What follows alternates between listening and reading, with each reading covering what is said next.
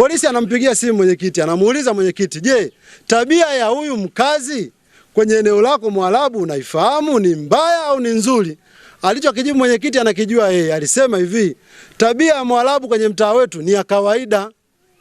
Huku wananchi tunapata nini? Shida." Lakini mwenyekiti anasema tabia ya Mwarabu kwenye mtaa ni ya nini? Ni ya kawaida. Akina mama waliokuwepo pale, maana walisikia, walifezeshwa sana na ile kauli. Maana kuona kwamba sisi wananchi tunapata hadha, lakini mwenyekiti anaona haya malumbano ambayo bwana anatusababisha kwenye mtaa wetu sio yeye kwake ni ya nini? Ni ya kawaida. Mnaweza mkaliangalia. Mimi kwa utashi wangu mdogo tu naweza nikasema kwamba mwenyekiti inawezekana alikuwa na maslahi makubwa zidi ya huyu Mwarabu. Kitu ambacho ni hatari kwenye jamii yetu. Maana yake tunafika mahala tunailaumu serikali kama haifanyi kazi. Watu walisema kikao kilichopita kwamba inakuaje huyu mtu anatukana matusi ya fezea? Inakuaje huyu mtu anapiga mziki masaa 24? Inakuaje huyu mtu anachapa watu viboko? Lakini mwenyekiti yeye yale mambo kwake ni ya nini? Ni ya kawaida. Kwa jambo hili sasa tunaomba uongozi wa serikali kuu wajaribu kuliangalia hili kama je, inawezekana sisi tukabaki na huu uongozi unaoweza kutukandamiza sisi wananchi badala ya kukaa kuyamaliza matatizo kwa mazungumzo zaidi. Hilo linatuumiza sana. Ninaomba uongozi wa serikali kuu ujaribu kuliangalia hili kwa kina. Uongozi huu sisi tayari kidogo umeshatutia hatiani sana. Umeshaturudisha nyuma katika maisha yetu. Ingekuwa mwenyekiti amesimama imara na kidete, yote yasingekuwepo. Ingekuwa mwenyekiti yuko imara na uongozi wake na kusikiliza uwito wa wananchi au kupelekewa mashtaka na wananchi na kuja kuwasikiliza na kumuita huyu bwana kumkalisha chini na kumuonya na kuwa nao mstari mmoja, yote yasingekuwepo. Kwa taharuki na mkusanyiko huu kwa mapungufu au na makosa ni ya Philipo Kayanda. Kwa sisi wanawake haja tutendea haki kwanza Kayanda. Siku ameongea nani Chazi anaongeana kwenye simu, anamwambia kabisa unawasimamiaje hawa mahakamani? Anasema kwanza huyo mtu ni wa kawaida tu, kwamba unagi matukio yote yanayotufanyia Mwarabu. Na matusi yanayotuanika hadharani. Na sisi tuna watoto wakubwa kama yeye Mwarabu, lakini yeye anafurahi. Hivi ingekuweje? Siza yuko hapa. Mama Sida anatukana vile na Mwarabu, yeye angependa. Inauma sana jamani akina mama. Huyu Mwarabu amekuepo hapa akitukana matusi usiku kucha. Anaweza kasimama hapo akatukana, anawatukana baba zetu, anawatukana mama zetu, lakini mwenyekiti wetu bwana Philipo Kayanda ananyamaza kimya. Sasa tulikuwa tunajiuliza kwamba Philipo mwenyekiti wetu Philipo na Mwarabu kuna nini hapo katikati? Amempa nini Philipo? Mwarabu amempa nini Philipo? Mpaka Philipo ananyamaza kimya, hazungumzi chochote kwa Mwarabu. Lichoongea wananchi, mengine ni kweli, mengine si kweli. Sisi uongozi kama wenye vita vitongoji, kazi yetu ni kupatanisha tu. Hata mtu aweje, kazi yetu ni kupatanisha. Na wala si kuchochea kesi ziende huku. Sasa kama hawataki, shauri yao wao wenyewe. Ndugu zangu wananchi, nataka niwahakikishie, mnanifahamu vizuri.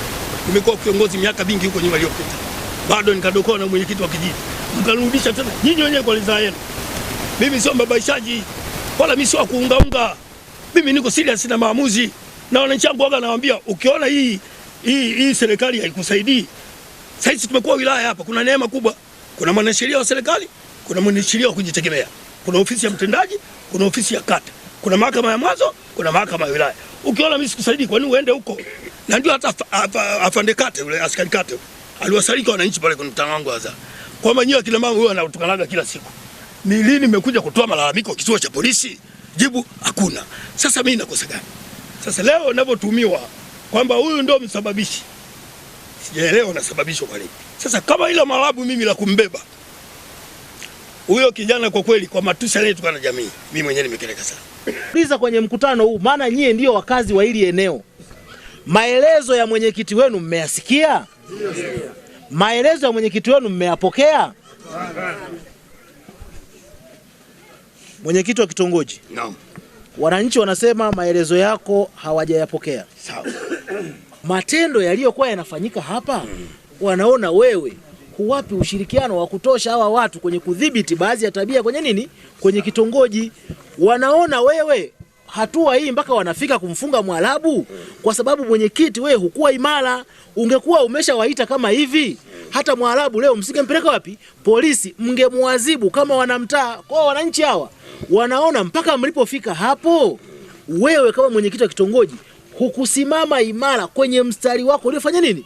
Ulionyooka. Ndio maana leo kitongoji kimefanya nini? Kimeyumba.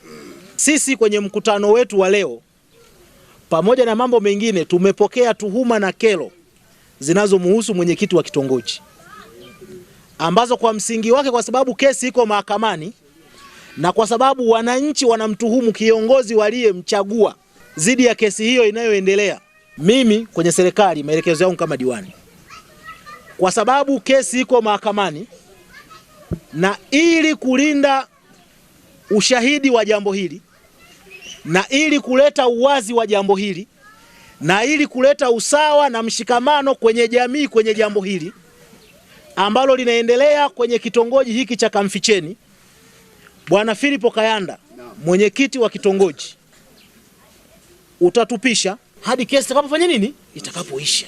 Ili sasa hali ya amani na utulivu fanya nini? Ipatikane. Bwana Malewa, utasimamia kwa muda hapa kwenye kitongoji hiki cha Kamficheni A, utasimamia shughuli za serikali, utasimamia hayo mambo yote mpaka kesi hiyo itakapoisha. Wananchi wa hili eneo kwa kauli moja, na mimi diwani wao, tumejiridhisha kwamba mwenyekiti apumzike wakati mchakato wa kesi unafanya nini?